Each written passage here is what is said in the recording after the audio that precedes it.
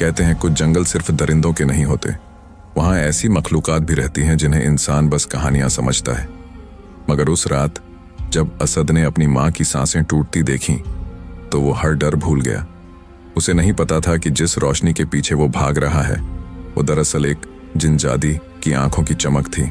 कहानी शुरू होती है एक छोटे से गांव नूरपुरान से, जो घने जंगलों के बीच कहीं छिपा हुआ था। मिट्टी के घर, कच्चे रास्ते और लोग जो दिन भर मेहनत करते, रात को थके हुए चिराग के चारों ओर बैठकर अल्लाह का नाम लेते। उन्हीं घरों में एक घर था असद का। असद की उम्र मुश्किल से 25 साल थी, मगर जिंदगी ने उसके चेहरे पर वक्त से पहले ही थकान की लकीरें खींच दी थीं। उसके वालिद कई साल पहले गुजर गए थे और उसकी मां, जिसके चेहरे पर हमेशा दुआ की रोशनी रहती थी, अब बिस्तरे मरज पर थी। असद दिन रात मेहनत करता, कभी लकड़ियां काट कर लाता, कभी मजदूरी करता, मगर उस रात उसकी मां की सांसें बहुत तेज चल रही थीं। उसने कांपती आवाज में कहा, बेटा, अगर तुम्हें वो जड़ी बूटी मिल जाए जो पहाड़ी के पार उगती है तो शायद अल्लाह मेरे नसीब में कुछ और दिन लिख दे। असद ने मां का हाथ थामा और आंखों में आंसू भरकर कहा, अम्मी, मैं अभी जाता हूं, जब लौटूंगा तो शिफा साथ लेकर आऊंगा इंशाअल्लाह। रात गहरी थी, जंगल के रास्ते सन्नाटे में डूबे थे, जैसे हवा भी रुक गई हो। चांद की रोशनी पत्तों पर टपक रही थी और कहीं दूर उल्लू की आवाज गूंज रही थी। मगर असद के दिल में बस एक ही ख्याल था, मां की सांसें। वो कदम दर कदम अंधेरे में आगे बढ़ता गया, कभी पत्थरों से टकराता, कभी सूखी टहनी के चटकने पर चौंक जाता, मगर रुका नहीं। जंगल जैसे उसका इम्तिहान ले रहा था। अचानक दूर कहीं से नीली रोशनी और नजर आई, ऐसी रोशनी जो न चिराग की थी न चांद की, जैसे आसमान का कोई टुकड़ा जमीन पर उतर आया हो। असद के कदम ठिठक गए। दिल ने कहा, ये क्या है? मगर अगले ही पल मां की खांसी की आवाज उसके जहन में गूंजी और वो आगे बढ़ गया।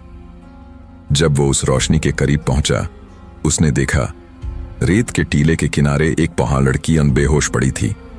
उसके आसपास नीला धुआं सा लहरा रहा था और उसके हाथों से हल्की रोशनी निकल रही थी, जैसे उसके जिस्म से खुद उजाला फूट रहा हो।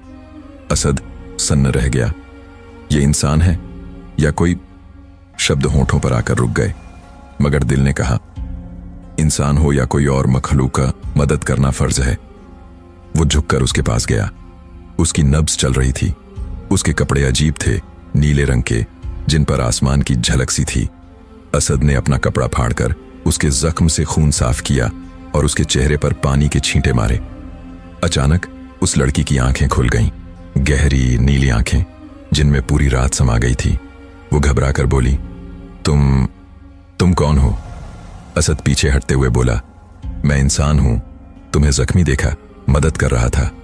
वो कुछ पल चुप रही, फिर धीमे से बोली, इंसान? यहां इस वक्त? तुम्हें पता भी है ये जगह क्या है? असद ने उलझन में कहा, मुझे परवाह नहीं, मेरी मां बीमार है और मैं जड़ी बूटी ढूंढने आया हूं। अगर तुम्हें कुछ पता हो तो बता दो। लड़की मुस्कुराई, मगर उसकी मुस्कुराहट में एक अजीब सी चमक थी। तुम जानते भी नहीं तुम कहां खड़े हो। ये इलाका जिन्नात के दायरे में आता है। यहां हर रोशनी जिंदगी नहीं देती, कुछ रोशनियां रूहें छीन लेती हैं। असद ने दृढ़ आवाज में कहा, मेरी मां की जान खतरे में है। अगर मैं डर गया तो उसकी सांसें रुक जाएंगी। वो कुछ पल उसे देखती रही, फिर आंखें बंद कर कुछ बुदबुदाई और बोली, तुमने नेक काम किया है इंसान, तुमने एक जिनजादी मानव की जान बचाई है। असद के हाथ कांप गए। जिनजादी? वो बोली, हाँ, मैं उसी नस्ल से हूं जो इंसानों से दूर रहती है, लेकिन अगर आज तुम ना होते तो मेरा वजूद मिट जाता। कुछ पल की खामोशी छा गई। हवा, पत्तों की सरसराहट, सब जैसे थम गया था। असद ने धीरे से कहा, मैंने मदद अपनी नीयत के लिए की है, बदले के लिए नहीं। वो लम्हा अजीब था। जिनजादी ने पहली बार किसी इंसान की आंखों में सच्चाई देखी थी। उसके चेहरे पर एक नर्म रोशनी फैल गई। असद। उसने उसका नाम लिया, जैसे वो नाम उसकी जुबान पर दुआ में बनकर आया हो। तुम्हारी मां की बीमारी आम नहीं है, ये एक साए की छाप है जिसे साधारण दवा नहीं ठीक कर सकती। असद ने घबराकर पूछा, तो क्या वो? नहीं, वो बोली, अभी वक्त है, लेकिन तुम्हें मुझ पर भरोसा करना होगा। असद ने उसकी आंखों में देखा और पहली बार महसूस किया कि उसके भीतर अब कोई डर नहीं, सिर्फ यकीन है। मुझे ईमान है, असद ने कहा, अल्लाह पर भी और उस मदद पर भी जो वो भेजता है। वो मुस्कुराई। तो फिर सुनो, जब चांद अपनी पूरी रोशनी फैलाए तुम इस वादी में फिर आना।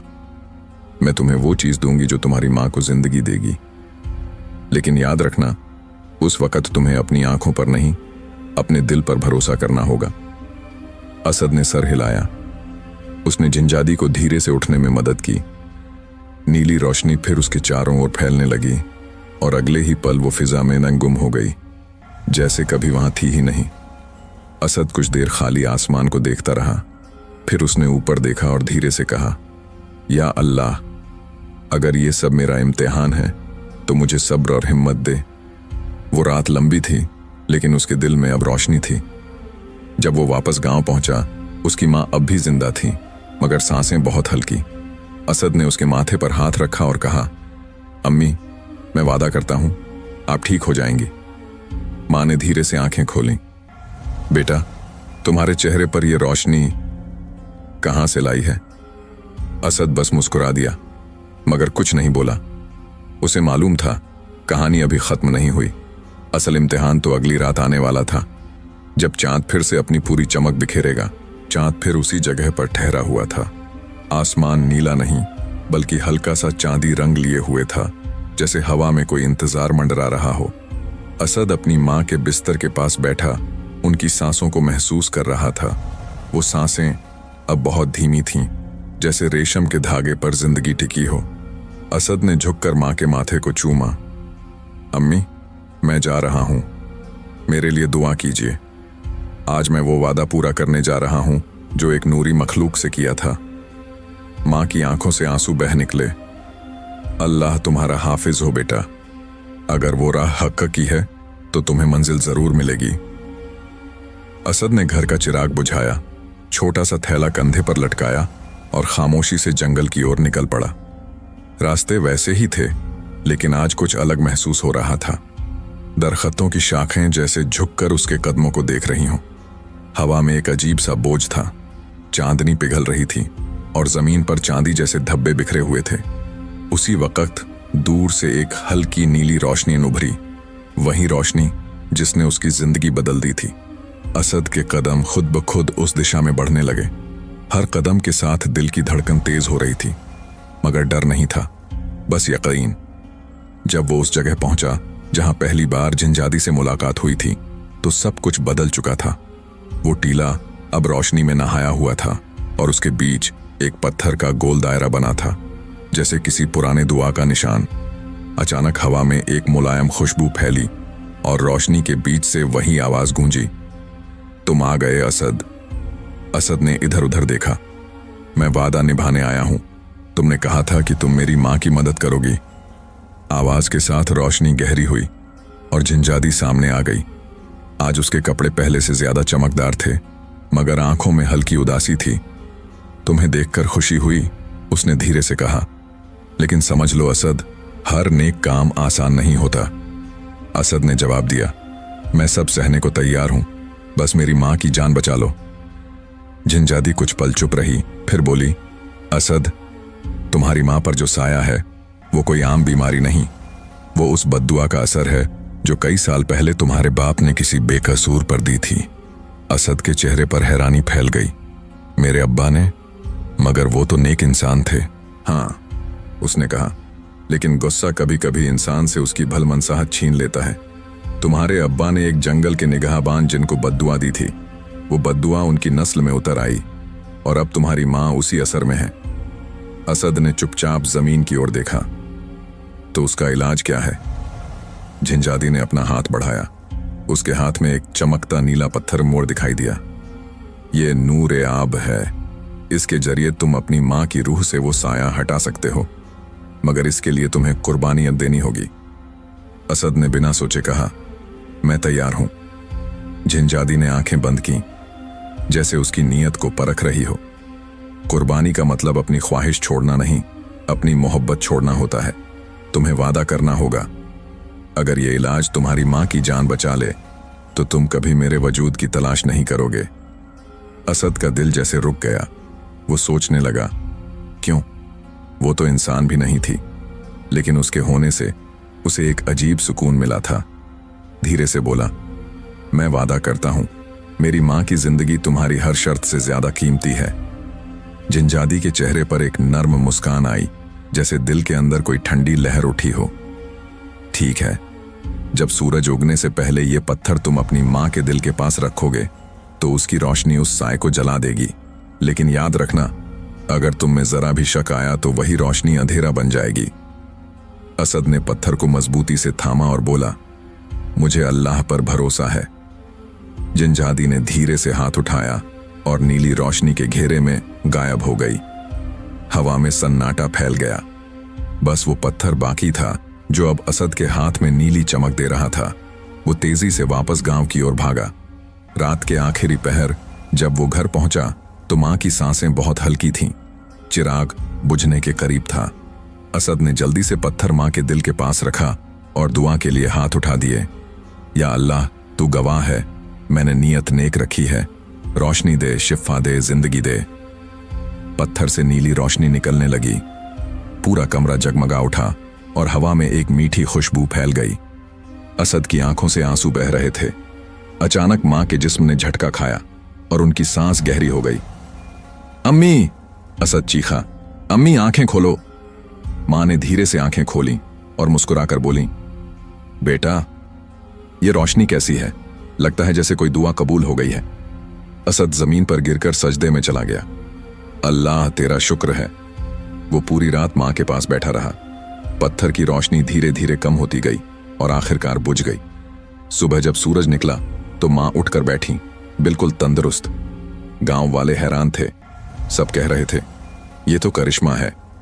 लेकिन असद जानता था, ये उस मखलूका का वादा था जिसने उसके ईमान का इम्तिहान लिया था। रात को जब वो अकेला बैठा तो उसके दिल में एक कसक थी। वो झिंजादी जिसकी रोशनी ने उसकी मां को जिंदगी दी, क्या वो अब कभी नहीं मिलेगी? चांदनी में उसने आसमान की ओर देखा। उसे लगा जैसे नीली रोशनी की हल्की सी झलक कहीं बादलों के पीछे छिप गई हो, जैसे कोई वादा टूटकर रोशनी बन गया हो। सुबह के सूरज ने गांव पर नई रोशनी डाली। पेड़ों पर ओस की बूंदें चमक रही थीं, पक्षियों की आवाजें गूंज रही थीं और हवा में जिंदगी की खुशबू थी। असद ने बरसों बाद अपनी मां को मुस्कुराते देखा। उनकी आंखों में वही रोशनी लौट आई थी जो कभी बीमारी ने छीन ली थी। बेटा, अल्लाह ने तुम्हें नेक नसीब बनाया है, मां ने प्यार से कहा। यह सब तुम्हारे ईमान की बरकत है। असद मुस्कुरा दिया, मगर दिल में एक हल्की सी उदासी थी। वो मां को यह नहीं बता पाया कि ये ईमान का इम्तिहान एक नूरी मखलूक के हाथों से गुजरा था। जिनजादी ने उसकी मां को जिंदगी दी थी, लेकिन उसके दिल में एक ऐसी खामोशी छोड़ गई थी जो हर पल बोलती थी। दिन गुजरने लगे। असद फिर से मजदूरी करने लगा, मगर हर रात जब चांद निकलता उसकी नजरें आसमान पर ठहर जाती, जैसे वो किसी अनकहे वादे की गवाही ढूंढ रहा हो। एक रात जब सब सो चुके थे, असद नदी के किनारे जा बैठा। पानी में चांद का अक्स हिलोरें ले रहा था। वो बुदबुदाया, काश मैं उससे बस एक बार बात कर पाता, एक बार शुक्रिया कह पाता। इतना कहना था कि हवा में एक हल्की सी ठंडक फैल गई। ऐसा लगा जैसे कोई रोशनी उसके पास आ रही हो। फिर एक आवाज आई, तुमने वादा तोड़ा है असद। असद चौंक गया। चारों तरफ देखा, नीली रोशनी हवा में घूम रही थी और फिर वो सामने थी। वही चेहरा, वही नजरें, वही झंझादी, मगर आज उसकी आंखों में सुकून नहीं, उदासी थी। मैंने वादा नहीं तोड़ा, असद ने धीमे से कहा। मैं बस तुम्हारा शुक्रिया अदा करना चाहता था। झंझादी ने गहरी सांस ली। शुक्रिया कहने के लिए रूहों को पुकारना नहीं पड़ता असद। तुमने मुझे याद किया और मैं अपने बंधन से आजाद होकर यहां आ गई, मगर यह मुलाकात आम नहीं है। क्या मतलब? मेरे लौटने का वक्त खत्म हो रहा है। मैं नूरी नस्ल से हूं। इंसानों की दुनिया में ज्यादा देर रहूं तो मेरा वजूद बिखर जाता है। असद के कदम लड़खड़ा गए। नहीं, ऐसा मत कहो। मैंने तुम्हारा वादा निभाया, तुम्हारा राज किसी को नहीं बताया, तुम्हारा जिक्र तक नहीं किया, फिर ये सजा क्यों? जिनजादी की आवाज कोमल हो गई। ये सजा नहीं, हकीकत है असद। कुछ मखलूकात दुआ बनकर आती हैं, ठहरने नहीं। मैं उस दुआ की तरह हूं जो तुम्हारी मां के लब्बों से निकली थी, जिसने तुम्हें राह दिखाई, और अब लौटना है। असद की आंखें नम हो गईं। तो क्या ये आखिरी मुलाकात है?